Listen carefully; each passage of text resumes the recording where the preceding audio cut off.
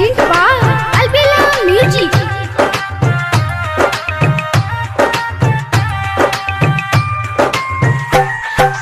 DJ Kanchan Raj Hajipur Vaishali.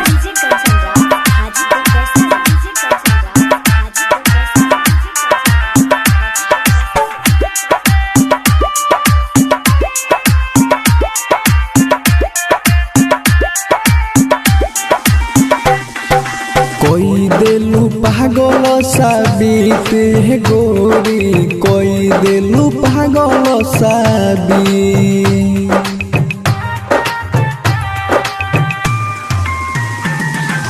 कोई दिलु पागल साबित है गोरी, कोई दिलु पागल साबित। तोहर चक्कर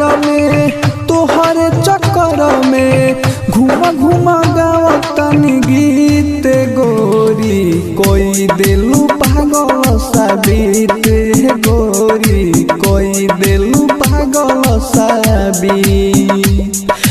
कोई दिलु पागल साबित है जानू, कोई दिलु पागल साबित। डीजे कंचन राज हाजीपुर वैशाली।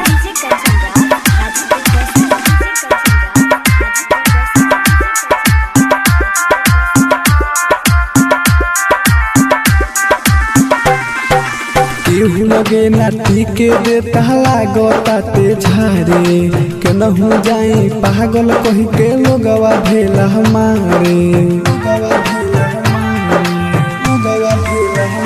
हाँ केहू लगे नाटी के देता लागता ते झारे, केनहू जाई पागल कही के लोगवा भेला हमारे।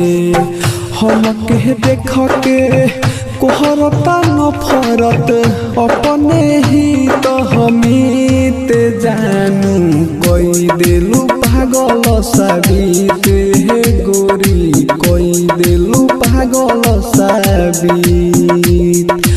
कोई दिलु पागल साबित है गोरी, कोई दिलु पागल साबित। DJ Kanchan Raj Hajipur Vaishali. Presented by Albella Recording Studio, Simran.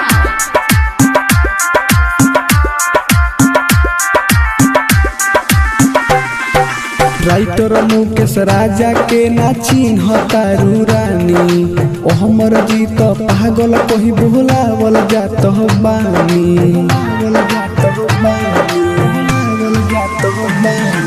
Writer Mukesh Raja के ना चिन्हतारू रानी, ओ हमर जीत पागल कही भुलावल जात बानी।